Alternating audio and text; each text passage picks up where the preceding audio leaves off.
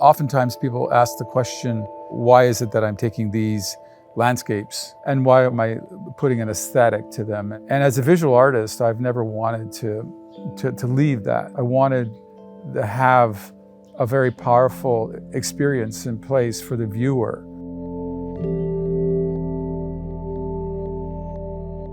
The things that I photograph feel like they're from an alien planet, something that's so unfamiliar to us.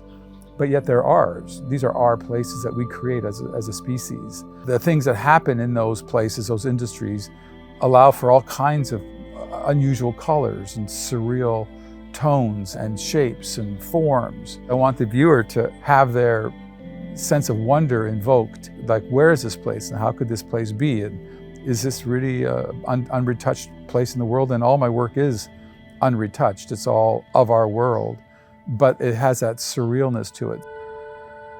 I was looking at how globalism was moving into Africa. It still possesses some of the greatest resources that haven't been exploited for all kinds of reasons. In a way, those resources have been protected by the difficulty to get to them and to bring them to the coast to export them around the world. So the idea that China was now moving into Africa with their Belt and Road initiative to open up those resources. Not only that, but China was also entering Africa to find cheap labor, lax environmental laws, and very economical tax breaks through these special economic zones to begin to manufacture in places like Ethiopia or Senegal.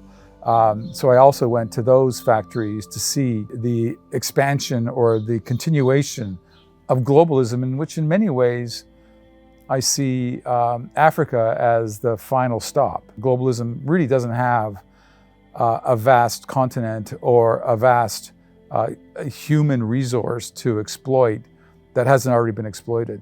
So it is something of an urgency to us understanding where the planet is going and how we're going to prevent the worst from happening.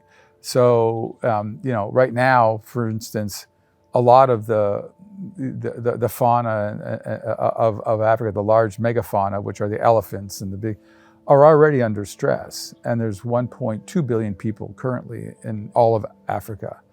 So if they get to 3 or 4 billion people, the relationship between humans and the last of the great megafauna will be at risk. I think understanding what this population growth means and how it can be controlled in some ways, I think is key to the future and to the idea of the Anthropocene as well.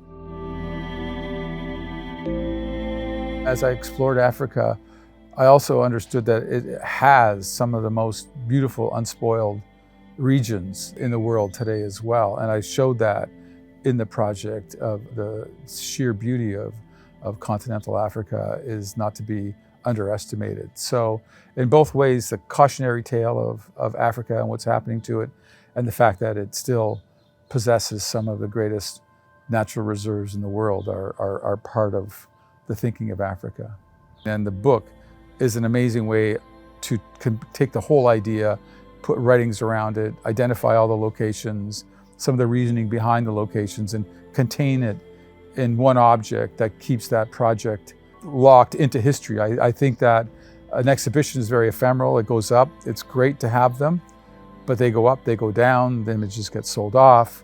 The shows aren't held together. They're large crates. So for me, the exhibitions are really exciting and really important.